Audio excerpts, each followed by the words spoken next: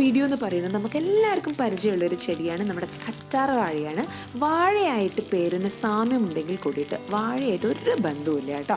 അപ്പം നമ്മുടെ ഈ ഒരു ചെടീൻ്റെ ഫാമിലി പറയുന്നത് ആസ്പോഡെല്ലേസി എന്നാണ്. ഈ ഒരു ഫാമിലി അതിൽ വരുന്നതാണ്. ഇതിൻ്റെ ബൈനോമിയൽ നെയിം എന്ന് പറയുന്നത് എലോവേര എന്നാണ്. ഇതൊരു സെക്യുലൻ വിഭാഗത്തിൽ പെടുന്ന ഒരു പ്ലാന്റ് ആണ് കേട്ടോ. അതായത് ഒരുപാട് നീരുള്ള, ഒരുപാട് ജ്യൂസി ആയിട്ടുള്ള, പൾപ്പി ആയിട്ടുള്ള, തിക്ക് ഫ്ലഷി ലീവ്സ് ആണ് ഇതിൻ്റെ പ്രത്യേകത.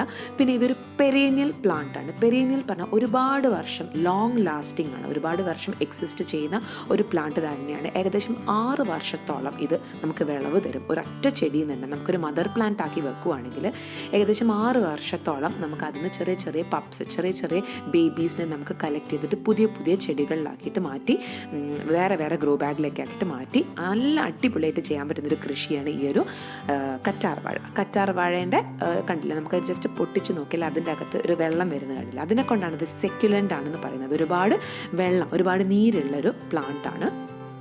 ഈ ഇലകളുടെ ഉള്ളിലൊക്കെ ജലാംശം നിറഞ്ഞ് വീർത്തിരിക്കുകയാണ്. അപ്പോൾ ഈ ഇലകളുടെ സൈഡിൽ നമുക്ക് കാണാൻ പറ്റും ചെറിയ ചെറിയ മുള്ളുകൾ ഒരു ദിശയിൽ തന്നെ അടുക്കി വെച്ചിരിക്കുന്ന പോലെ നമുക്ക് കാണാൻ പറ്റുന്നുണ്ട്. എവർ ഗ്രീൻ ആണ് അല്ലേ, കാണുമ്പോൾ തന്നെ നല്ലൊരു ഗ്രീൻ കളറാണ്. പിന്നെ അതുപോലെ തന്നെ നമുക്ക് മെഡിസിൻസിലൊക്കെ, ഒരുപാട് മെഡിസിൻസിലൊക്കെ അത് ഉപയോഗിക്കുന്നുണ്ട്. ഇൻഡോർ ആയിട്ടും ഔട്ട്ഡോർ ആയിട്ടും ഒക്കെ നമുക്ക് സെറ്റ് ചെയ്യാൻ പറ്റുന്ന ഒരു അടിപൊളി പ്ലാന്റ് തന്നെയാണ്. ഇതിൻ്റെ അകത്തുള്ള ഈ ജെല്ല് നമുക്ക് പല പല പ്രോഡക്ട്സ് അവൈലബിൾ ആണ്. അപ്പോൾ അതിനെ കൊണ്ട് lotions, skin lotions, cosmetics, ointments, പിന്നെ അതുപോലെ ചെറിയ ചെറിയ മുറിവുകൾക്ക് സൺബേൺ ഒക്കെ പറ്റിക്കഴിഞ്ഞാൽ നമുക്ക് ഇതിൻ്റെ ജെല്ല് തേക്കുന്നത് നല്ലതാണ്, പെട്ടെന്ന് മാറി കിട്ടും കേട്ടോ. ഏകദേശം 30 മുതൽ 50 സെൻറ്റിമീറ്റർ വരെ പൊക്കത്തിൽ ഇത് വളരും കേട്ടോ. ഇപ്പോൾ കണ്ടില്ലേ, ഇത് ജസ്റ്റ് ഒരു പോട്ടിൽ വെച്ചാണ് ഇത് നിറച്ചും തിങ്ങി നിറഞ്ഞിട്ടുണ്ടായിട്ടുണ്ട്. അപ്പോൾ ഇതിൻ്റെ ചുവട്ടിൽ നിന്ന് ചെറിയ ചെറിയ കിളിർപ്പുകൾ നമുക്ക് നട്ട് പുതിയ പുതിയ തൈകൾ മാറ്റിയെടുക്കാം. പിന്നെ ഒരുപാട് രോഗങ്ങളൊന്നും ഇതിന് വരില്ല കേട്ടോ. അങ്ങനത്തെ ഒരു സസ്യമാണ് ഈ ഒരു കറ്റാർ വാഴ. പിന്നെ പറയുകയാണെങ്കിൽ നമ്മളിങ്ങനെ തിങ്ങി നിറഞ്ഞു കഴിഞ്ഞാൽ നമ്മൾ അതിനെ മാറ്റിയിട്ടില്ലെങ്കിൽ ചിലപ്പം ബാക്ടീരിയാസ് വരും. അതായത് അതിന് എയർ സർക്കുലേഷൻ ഇല്ലാതെ തിങ്ങി നിറഞ്ഞ് നിൽക്കുമ്പം നമുക്ക് അതിനെ ഒന്ന് മാറ്റി കൊടുക്കണം കേട്ടോ. അപ്പോൾ ഈ ഒരു തൈ ഇപ്പോൾ എനിക്ക് നമ്മുടെ കുടുംബത്തിലുള്ള ലാലുവേട്ടൻ തന്നതാണ്. അപ്പോൾ ഞാൻ ജസ്റ്റ് പ്ലാന്റ് ചെയ്തിട്ടേ ഉള്ളൂ. പക്ഷേ വേറൊരു തൈ കൂടിയുണ്ട്, അതൊന്ന് റീപോർട്ട് ചെയ്യണം. ചെറിയ തൈ ആയിട്ട് ഞാൻ എൻ്റെ വീട്ടിൽ നിന്ന് കൊണ്ടുവച്ചതാണ്. അത് കുറച്ച് അത്യാവശ്യം വലുപ്പം വെച്ചിട്ടുണ്ട്. ഉള്ളിൽ ഇൻഡോർ ആയിട്ടായിരുന്നു വെച്ചിട്ടുള്ളത്. ഇൻഡോർ ആയിട്ട് വെച്ചാലുള്ളൊരു വ്യത്യാസം എന്താണെന്ന് വെച്ചാൽ അത്രയും അധികം പെട്ടെന്ന് അങ്ങോട്ട് തോനുണ്ടാവുന്നൊന്നുമില്ല. അപ്പം ഞാൻ വിചാരിച്ചു ഒന്ന് റീപോർട്ട് ചെയ്തിട്ട് പുതിയ വേറൊരു പോട്ടിലേക്ക് മാറ്റിയിട്ട് പുറത്ത് തന്നെ വെക്കാം. അപ്പോൾ കുറച്ചും കൂടി വേഗം ഉണ്ടാകും. അപ്പോൾ നമുക്കതിൻ്റെ പോട്ടിംഗ് മിക്സ്ചർ തയ്യാറാക്കാം. അപ്പോൾ ഞാനിപ്പോൾ ഇന്ന് ഗ്ലൗസ് ഒക്കെ ഇട്ടിട്ടുണ്ട് കേട്ടോ. ഒരുപാട് വ്യൂവേഴ്സായി എന്നോട് പറയുന്നു ഗ്ലൗസ് ഇടാതെ ചേച്ചി ചെയ്യരുത്. അപ്പോൾ നിങ്ങളെല്ലാവരും പറഞ്ഞതനുസരിച്ച് ഞാൻ ഗ്ലൗസ് ഒക്കെ ഇട്ടിട്ടാണ് നമ്മൾ മണ്ണൊക്കെ മിക്സ് ചെയ്യാൻ പോകുന്നത് കേട്ടോ. അപ്പോൾ ഇതിന് വേണ്ടത് വളരെ വെൽ ഡ്രെയിൻഡ് ആയിട്ടുള്ള സോയിൽ ആയിരിക്കണം വേണ്ടത്. ഞാനിപ്പോൾ ഇവിടെ ഉപയോഗിച്ചിട്ടുള്ളത് കുറച്ച് ചാണകവും കുറച്ച് കൊക്കോപ്പീറ്റും അതുപോലെ തന്നെ കുറച്ച് മണലും. മണൽ വളരെ ഇമ്പോർട്ടൻ്റ് ആണ് കേട്ടോ. ഈ ഒരു ചെടിക്ക് കുറച്ചും കൂടി മണലാണ് അതിന് നല്ലൊരു പോട്ടിംഗ് മിക്സ്ചർ. ഇത് മൂന്നും കൂടി മിക്സ് ചെയ്തിട്ട് വേണം വെക്കാൻ. അത്യാവശ്യം വെയിൽ കിട്ടുന്ന ഒരു സ്ഥലത്തായിക്കോട്ടെ വെക്കുന്നത്. എന്നാൽ നന്നായിട്ട് പെട്ടെന്ന് അത് പുതിയ പുതിയ ചെറിയ ചെറിയ ബേബീസ് ഉണ്ടായി വരും.